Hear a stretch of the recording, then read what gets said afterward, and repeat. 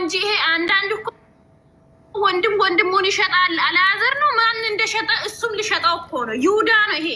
ምንም ቢያደርግ እኮ ኦሬዲ እሱ ምንም ቢያደርግ እየተመለሰ አይደለም እኮ። እኔ አሁን እረፍት አግኝቻለሁ ኤርሚም እረፍት አግኝታለሽ ብሏል። አብርሃም ወስኗል አይደለም። ወንድምዩ አባቱ ቢመጣ አብርሃም ወዳላ አይመለስም።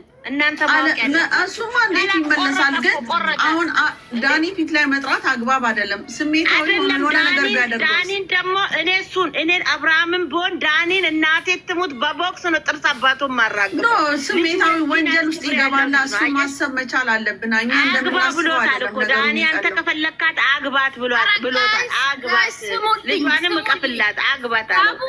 ስሚ እቺን ፈጣሪ 1000 ሜትር ሰይጣንን እንዳራቀ ከአብርሃም ጸሉ።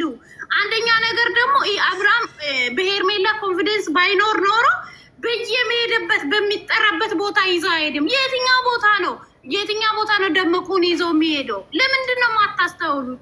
እሱም አይፈልግም። ደመቁ እኮ ለሱ ክብር የላትም። ምን ሆናችሁ እናንተ?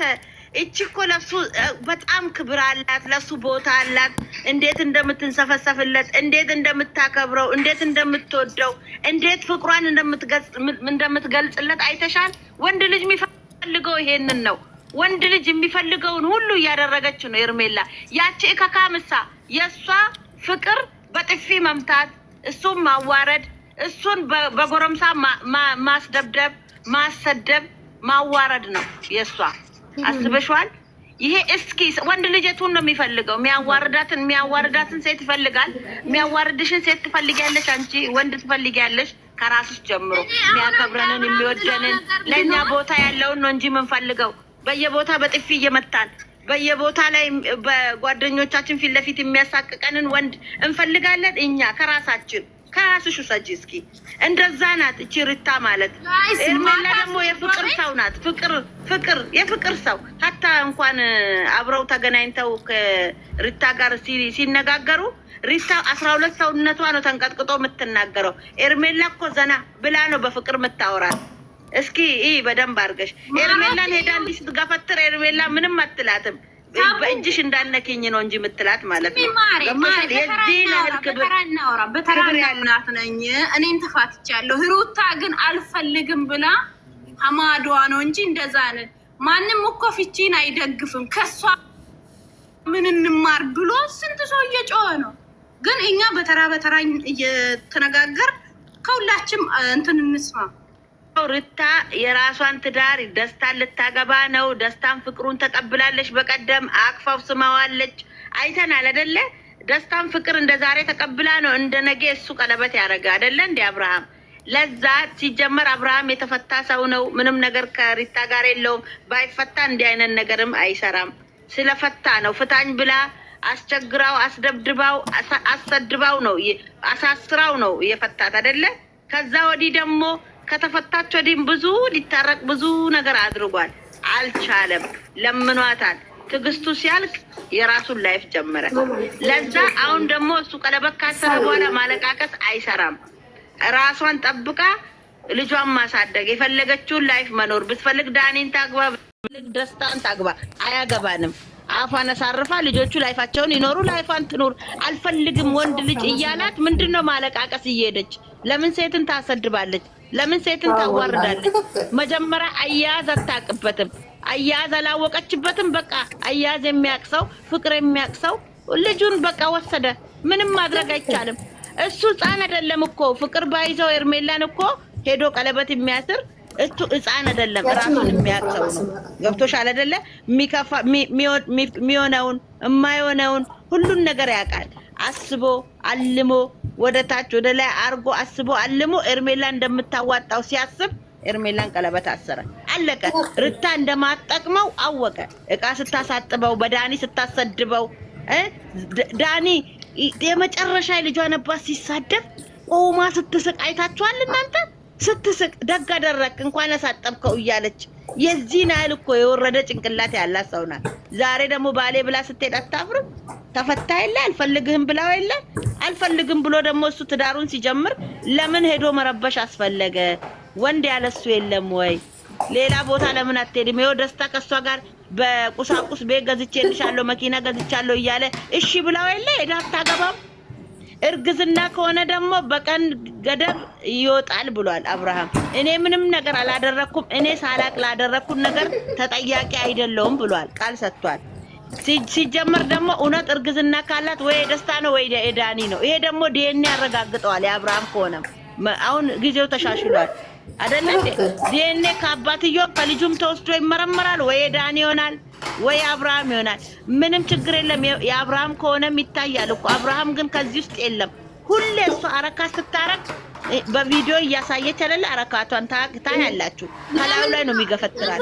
አትንኪኝ ነው የሚላት እና አቤል እኮ ሁሉንም ነገር እንትን ብሏል። ግን እሷ ነገራት እስከሚበቃት እግዚአብሔር ይስጠው። በቃ በተራ እናውራ። እቺ አውሪ እስቲ በተራ አውሩ። ወላሂ በጣም ደስ የሚል ንግግር ነው በእውነት አሪፍ ፕሮግራም ነው ወላሂ። እነ ሩታ ነገር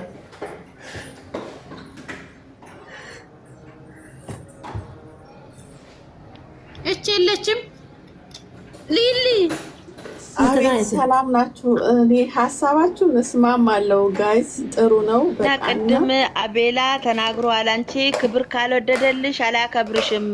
እንደ አብርሃም ይቆርጥልኛል። ስርዓትሽን ያዢ። አብርሃም አሁን የምታከብረውን የምታፈቅረውን እቃ ማታሳጥበውን በሰው ፊት ማታዋርደውን ማታሳስረውን ሚስት አግኝቷል። አሁን ተስፋሽን ቁረጪ ብሏት ነው ሄደው ነግሯታል እስከሚበቃት። ለምን ታለቃቅሳል? ናው ማለት ሰምተናል። እሱን ሊሊ አውሪ ሀሳብሽን በተራ እናውራ ጋር ሁላችንም ያው የሄርሚ ደጋፊዎች በጣም ነው ደስ የሚለው። በቃ ምክንያቱም ሄርሚን እየገለጻቻት ነው። ሄርሚ ሰው አክባሪ ናት። እኛ ያየነው ሌላው ደግሞ ማይታየውበት ጊዜ መጥቷል። ምክንያቱም የሩታ በጎች ብዙ ነው የሚያወሩት። ሄርሜላ ኮንትራክት ናት ይላሉ፣ ምን ይላሉ። አብርሽ ምርጫውን አሳወቀ። በቃ ወደድንለት፣ ደገፍንለት። ጥሩ ሰው ደግሞ እኛ እያየን መጥፎና የደመቁን መጥፎነት እኮ እያየነው ነው። እነሱ እኮ ያውቁታል። ግን ጀግና ብለው ልጅቱን ባሏን እንድታጣ ነው የደገፉት። እኛ ደግሞ ሄርሚ ስታጠፋ ጥፋቷን ፖልት ፋይንደሯን ጋይስ ምንም ነገር አንምራትም እና ምክንያቱም ነገ እንድትስተካከል ካጠፋች አርመናት እየተራረምን ነው የምንቀጥለው እንጂ ይሄንን ጥፋቷ ጋር ሆይ እያልን እኛ አብርሽን ሉዝ እንድታደርገው አናደርግም። ፖልት ፋይንደሯን እየነገርን እያስተማርናት እኛም እየተማማርን ከሷ ብዙ ነገር ነው እኔ የተማርኩት። አስዌር በጣም በቃ ብዙ አስተማሪ ናት ለኛ እና እቺን ልጅን አለማድነቅ በጣም ስህተት ነው ብዬ ነው ማስበው። እሺ ሶ ናይስ ፐርሰን በጣም አክባሪ ናት ለባሏም። እኔ ወንድምየው ምኑ እንደሆነ እኔ አላውቅም። የሆነ ነገሩ ከሩታ ሼር ሳረግ አይቀርም። የሆነ ነገር የጎደለበት ነገር አለ። እኔ እንደዚህ አይነት ሞመንት ማውራት አልፈልግም፣ ግን እኛ አከበር ነው ለአብርሽ ስንል ማውራት አንፈልግም። ግን መስመሩን ጥሶ ሄርሚን የሚናገር ከሆነ ግን እኛ ይህንን አናልፈው።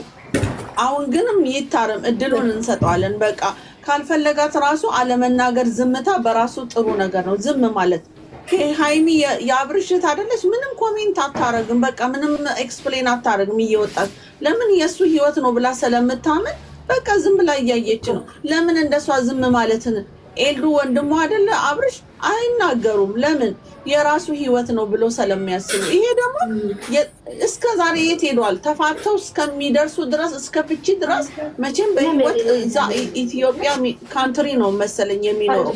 ሶፊ ነው ኤቭሪቲንግ ያውቃል።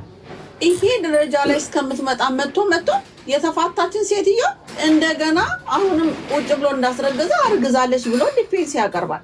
እኛ እንድንጠላህ አናደርግም። ምናልባት የሩታው ኦዲየንሶች ሰብስክራይብ ላይክ አድርገውልህ ሊሆን ይችላል።